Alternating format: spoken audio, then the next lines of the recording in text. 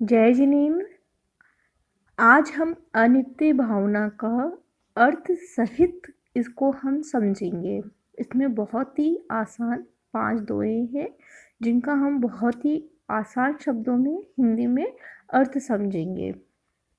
आप ये मेरा वीडियो एंड तक जरूर देखिएगा। आपको पसंद आए तो लाइक और शेयर करिएगा। देखिए, अनित्य भावना जिनेन्द्र भगवान ने बहुत ही अच्छी बातें कही हैं इसके अंदर। हम शुरू से एक एक शब्द का अर्थ समझेंगे और इसका भावार्थ भी समझेंगे। ठीक है। सूरज चांद छिपे निकले ऋतु फिर कर आवे, प्यारी आयु ऐसे बीते पता नहीं पावे। जिनेन्द्र भगवान कैसे क्या कहते हैं कि सूरज चांद छिपे निकले ऋतु फिर आवे, कि सूरज और चांद रोज ही निकलते हैं और छिपते हैं। इसी तरह जो हमारी ऋतुएं होती है, 6 ऋतुएं होती है साल के अंदर, वो भी फिर आती है। कभी सर्दी फिर गर्मी फिर बारिश, फिर सर्दी फिर गर्मी फिर बारिश, फिर सुबह हुई फिर रात हुई। तो इसी तरह ये क्रम चलता रहता है। तो जिनेन्द्र भगवान कहते हैं कि ये तो अपने कर्म से चलते रहते हैं, तो प्यारी आयु ऐसे बीते पता नहीं पावे। तो ये क्रम चलते रहते हैं और ऐसे ही हम छोटे से बड़े होते जाते हैं, बड़े से जवान हो जाते हैं और जवान से बूढ़े हो जाते हैं। हमारी जो आयु है उसको क्या बोली है भगवान ने? प्यारी आयु। हे मनुष्य, कि इसी तरह तेरा जीवन बीता जा रहा है और तुझे पता भी नहीं पड़ रहा है। मतलब इसमें जिनेन्द्र भगवान हमें क्या कहना चाहते हैं कि प्यारी आयु ऐसे बीते पता नहीं पावे। प्यारी आयु से मतलब क्या है यहाँ पे कि हे मानुष, हे मनुष्य, तेरा जीवन भी जिस तरह सूरज निकलता है छिपता है, फिर चांद निकलता है छिपता है, इसी तरह तेरी आयु भी रोज निकलती जा रही है। अगर तूने आज भी नहीं जागा तो फिर तू कब जागेगा? इसलिए हे मानुष, तो उठ और जिनेन्द्र भगवान की भक्ति कर। फिर उसके आगे देखिए क्या है?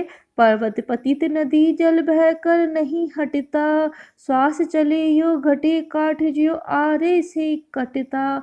जिनेन्द्र भगवान कहते हैं कि जो पर्वत होता है वो जब नदी का जल नीचे बहता है उससे भी नहीं कटता है। पर्वत पतित नहीं, जल बहकर नहीं कटता। मतलब भगवान कहते हैं कि जो बड़े से बड़े पर्वत होते हैं वो नदी के जो जल होता है वो नीचे बहता है, उससे भी नहीं कटता। लेकिन जो हमारी श्वास है वो जिस तरह चलती जाती है, उसको श्वास की तुलना किससे करी है जिनेन्द्र भगवान ने? कि जो काठ होती है, काठ मतलब यहाँ पे जो लकड़ी होती है जिसको आरे से मतलब छुरी से, जैसे हम आरे से छुरी को जो छुरी होती है उससे हम काठ को मतलब लकड़ी को काटते हैं, तो जैसे जैसे आरी चलती है, जैसे जैसे छुरी चलती है, वैसे वैसे काठ कटती जाती है। इसी तरह जैसे जैसे हम श्वास लेते जाते हैं, जैसे जैसे हम सांस लेते जाते हैं, जैसे जैसे हम अपना जीवन बिताते जाते हैं, उसी तरह हमारा ये जीवन भी कम होता चला जाता है। इसलिए हमें सही समय पर अपने जीवन को सही कामों में उपयोग करना चाहिए, क्योंकि जैसे जैसे हम श्वास लेते जा रहे हैं हमारी आयु कम होती जा रही है। ओस बूंद जो गले धूप में या अंजलू पानी, छिन छिन यौवन छीन होते है क्या समझे प्राणी। जिनेन्द्र भगवान क्या कह रहे हैं? देखो, बहुत ही अच्छी बात कह रहे हैं कि जो ओस की बूंद होती है वो रात को पड़ती है, सुबह के टाइम ओस की बूंद होती है, लेकिन जैसे ही ओस की बूंद के ऊपर धूप लगती है, ओस बूंद जो गले धूप में, कि जैसे ही ओस की बूंद के ऊपर धूप आएगी तो वो बूंद क्या हो जाएगी? गल जाएगी। और जिस तरह अपन अंजलू मतलब हमारी मुट्ठी के अंदर पानी लेते हैं तो उसके अंदर पानी नहीं टिकता है, पानी भी धीरे धीरे करके हमारी हथेली में से नीचे खिसकता ही जाता है। इसी तरह छिन छिन यौवन छीन होते हैं क्या समझे प्राणी, कि हे मानुष, हे प्राणी, इसी तरह जिस तरह ओस की बूंद खत्म हो जाती है, जिस तरह अब अंजलू में से पानी निकल जाता है, इसी तरह तेरे हाथों में से तेरा जीवन निकल रहा है।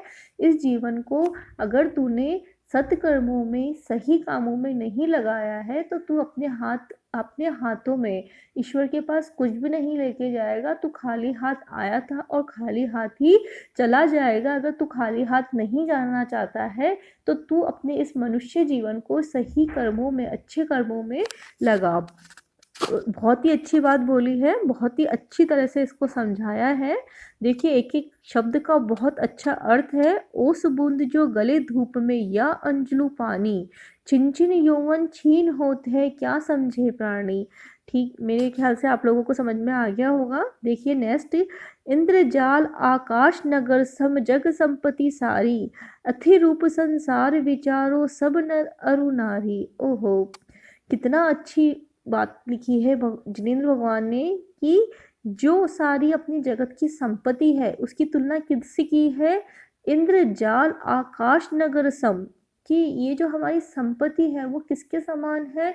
जिस तरह इंद्र का जाल होता है, पूरे आकाश में फैला हुआ होता है, उसका पूरा नगर होता है, इसी तरह ये सारी संपत्ति है। और इनका जो रूप होता है वो क्या है? अस्थिर है। मतलब इनमें कोई भी सार नहीं है, कोई भी सत्य नहीं है।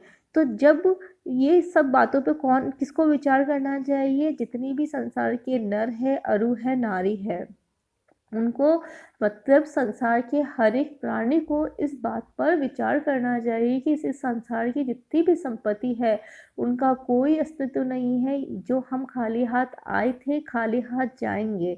हमारे साथ केवल हमारे जो शुभ कर्म हैं, जो अच्छे कर्म हैं, वही हमारे साथ जाएंगे। तो इसी के साथ ही हमने अनित्य भावना का अर्थ सहित समझा है, जो कि आपको बहुत ही पसंद आया होगा। जय जय।